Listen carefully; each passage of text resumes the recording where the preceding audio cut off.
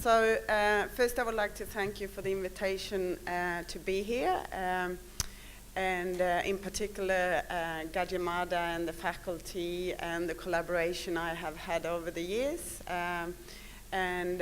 We are fast forwarding very quickly thanks to Professor Olsson and his brilliant team, and Jordi and Adi has been great collaborative supporters over the years for LH Martin Institute. So I almost feel a bit home here. So today I'm gonna speak about approaches to building research capabilities.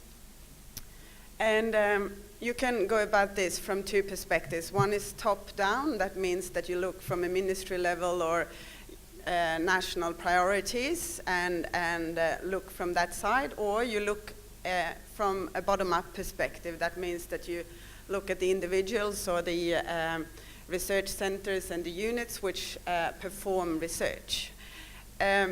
We have developed an approach that sort of blends those two things, because it's very important to understand the national research landscape in order to develop institutional and center strategies. But that is not entirely sufficient. We also need to understand the institutional profile, the organizational structure, processes, practices that also influence, together with scholarship and leadership. So all that is very important. So in the Indonesian context, we spoke about this morning. One could say that in terms of funding arrangements, we have low commitment to R&D, mostly public funding. International funding is important, but as Indonesia is a mid-income country, it can't benefit that much from international development funds. So it's much more on its own in that sense. On the other hand, there are other opportunities perhaps for more equal collaboration on equal terms as Indonesia grow up, building up your research capacity. In terms of research organizations, it's still quite focused to universities and some of the governmental agencies that carries research capacity, but there are also think tanks, NGOs that are important users and disseminators of research. In terms of governance, it's a quite complex set of factors across Indonesia. I know that we are trying to build a more systemic process as we go, but it's still a long way to go, and the combination with low commitment in terms of funding with a complex governance structure makes it very hard for institutions to have a long-term perspective on their capability and growth throughout. So that is the context in which we are. Also, we touched this earlier this morning, that evaluation is not quite tied to research performance. So that happens at this stage more on the institutional level rather than in a more systemic process, which you have in more evolved system. What I wanted to say with this sort of snapshot is basically that these factors have major implications on the performance, but it also provides opportunities to look at other national contexts that have a similar stage of development and who has progressed fast through building research capacity. So there are opportunities there for policy learning as well as organizational strategy development. I wanted to say a few words about the understanding of the dynamics of research leadership. And if we start with the utility of research in its broad sense, one could say that this area has been developed through a number of different narratives. We have postgraduate training, of course, in particular the PhD training, and increasingly we're moving towards postdoc and the role of that. We have policy for research, That used to be a really thriving, strong discipline in terms of studies as well as policy. It is also called science, technology, policy. The two areas that have had most attention is the science and metrics and a field of research or a field of transdisciplinary field on science, technology, and society, and that is the interaction between people, research, and science, basically. What we could say is the science and metric has its history. That's all the metrics. That's the QS rankings, it's the Shanghai rankings, etc. It's all these metrics that we use, Scopus and all of that. It actually has its roots from Soviet Union and China. And then it was blended into new public management, particularly from Great Britain, and then spread out.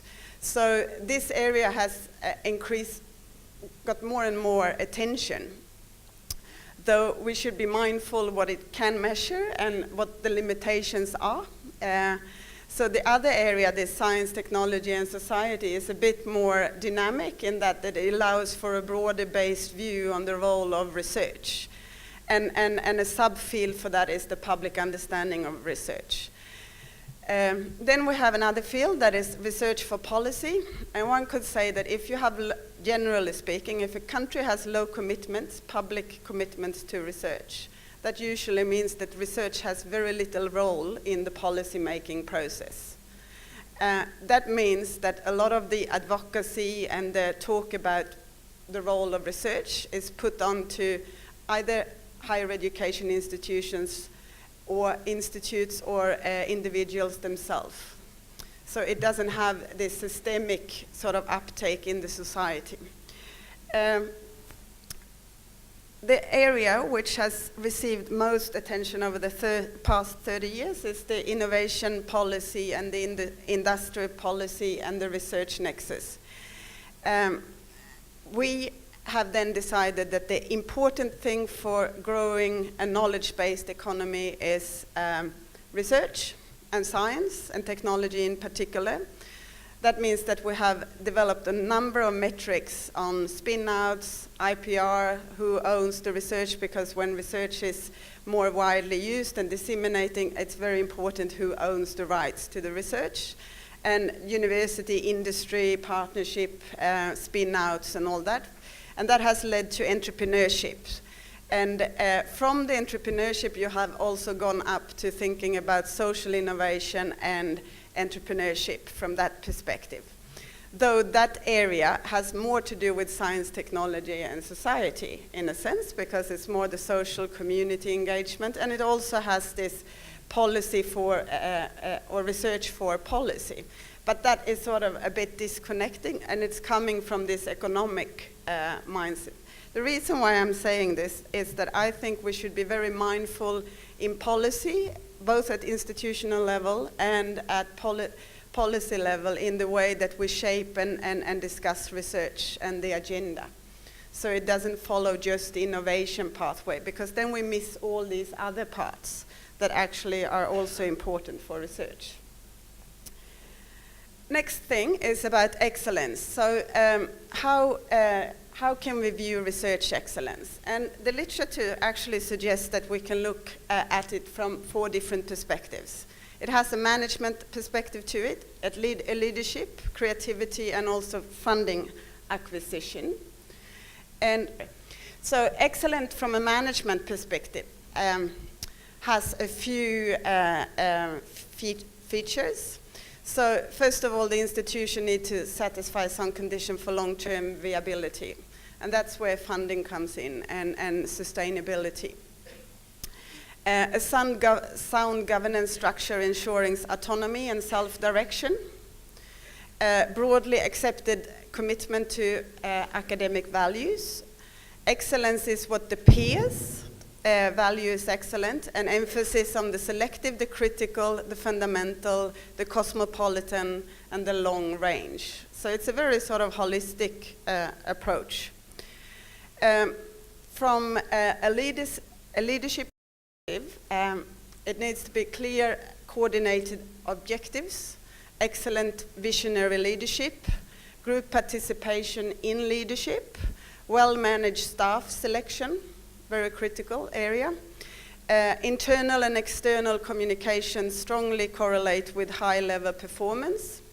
And diversity in age, background, but also contributes to a good culture and climate. And both primary focus on research and a genuine research culture stimulate high-quality outputs from research.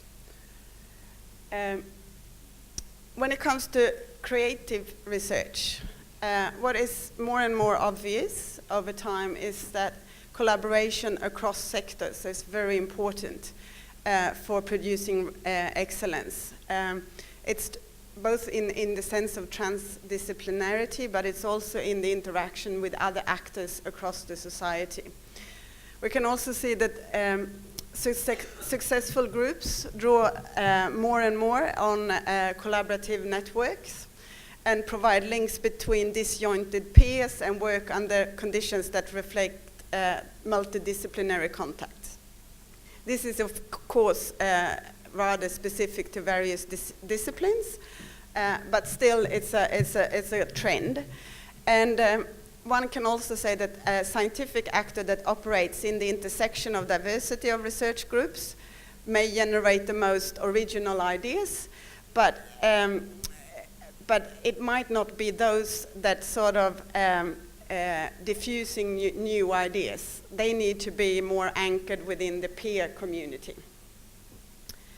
And a last word on funding, and that is that funding acquisition is only an appropriate indicator for excellence when funding is common in the field, that there is qualified peer review systems in place, that there is a mix of resources within the system, that is block grants, it's institutional grants, it's public grants, it's international grants, and that the essential infrastructure for research is available. And I know the trend is to move more and more from the institutional grants to more competitive grants.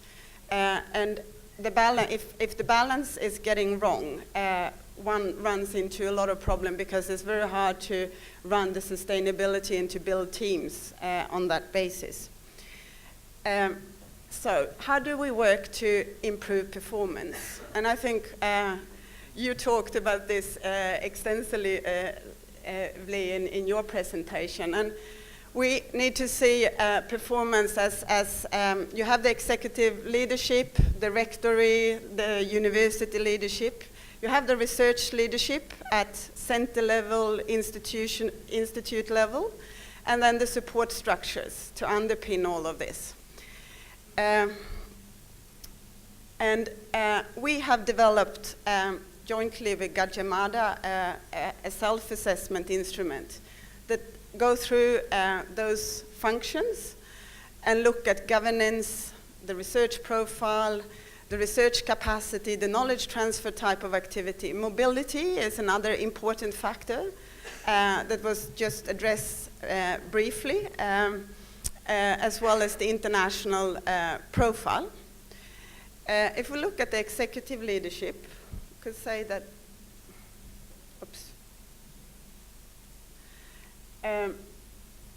one important factor is about influence and engagement. And that is to be a protector of the role of research in the society. And that is a very important role for institutional leaders to engage on a more strategic level with policymakers nationally, internationally, to actually advocate for the role of research. In particular in these times when facts resistance and other things are coming up very hard. Then we have the priority setting process, uncertainties and risk, human resource policy, internationalization, collaboration, research ethics, and research infrastructure. And through the self-assessment, we have a number of questions that are addressing these areas. And by answering them and engaging, one can sort of benchmark against international good practices, what constitutes sort of good communication, internationalization, human resource policy, etc. From the research leadership, we have rewards and recognition. That is increasingly an important area to be mindful about, because people are very sensitive to what is promoted and sort of cherished within the institution. Internationalization, early career work, that is in particular a strategic area for countries that are building up their research capacities or groups and institutions. Postdoc, early career researchers are sort of a backbone together with a PhD. And then sustaining and managing resources is increasingly the role of the heads of centers and departments, as well as the innovation and engagement. And by looking at this, one could zoom in on specific aspects on innovation, for example, in the how people construct their PhD training and how the PhDs are linked into the faculties or the centers, and how you sort of use a research methodology that perhaps involves stakeholders from the very start, so the dissemination is sort of a given as they are part of your project or a part of your research from the very, very beginning. So there are different ways of linking these things, from executive down to actually the design of the actual research project. The support structures are increasingly important, and that is because the role of funding have shifted so dramatically. So the more resources that come from different parts, the more capacity you need to have to actually manage those resources. So it's about strategy implementation, management of competitive grants, collaboration, innovation, and engagement, and it has a range of legal and other areas that needs to be taken into consideration.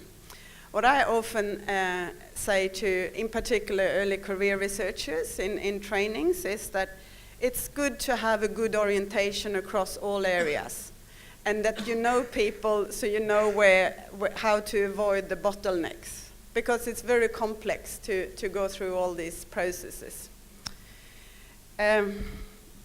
Okay, another thing is that the research leadership at unit level or center level here has a number of areas and that requires accountability, and that is also related to the funding. Not only government would like to know what the funding went and if it produced what it was supposed to produce, which is a bit tricky in research, because research is not quite predictable. That's why you do research. So you can't tell what you're going to achieve at the end. But this is actually what is happening when you get too much of project grants, is that it produces low risk behavior, and you tend to sort of give a research proposal and a question that you almost know the answer to, so that you can allocate time to do other things. So the more short-termism is produced, the less risk is taken into the research. Anyway, this trend has made that research leaders at center level and department level need to have a number of skills in strategy planning, and that ties very nicely into the previous one. It's about how do you measure uncertainty and risk in terms of the knowledge production, in investments in technology, in how you engage in international collaborations, etc. So it requires a set of knowledge and skills that very few actually have been trained to do. It's more that you've gone through your academic ranks and then you come up as a leader. So developing capacities and strategic thinking, it's a key area for leadership. Right, and the preliminary results, this is the last slide for me, from what we have done with our self-assessment, is that we found out that we need to integrate the postgraduate students to the medical centers. They are now in doctoral schools. There are some linkages, but it could be much improved. And you had a good slide on your previous one there. You have sort of PhD students in the bottom, and then you have on top of that postdocs, and then you have associate professors and professors, and that brings a team that is much more powerful and can, by working collaboratively, you can not only fast forwarding scientific results, but also improve the publication record, which is one important factor for being recognized internationally and nationally. And another thing that we came up is that we need to build mutually reinforcing teams in priority areas. And perhaps when you work internationally, it's perhaps needed that teams, that there are enough staff to work with one another, but also that the priority areas can be drawn to something that belongs to one another. We still work a lot in silos, and sort of tearing down those silos and see things more as a larger thing would be important. Another thing, to host international guests, develop career pathways, recruitment of talent, and also develop strategies on how to manage financial resources when financial fluctuations are huge. So it's about developing a reserve and having that to sort of smoothen out the fluctuations. Thank you. That's all.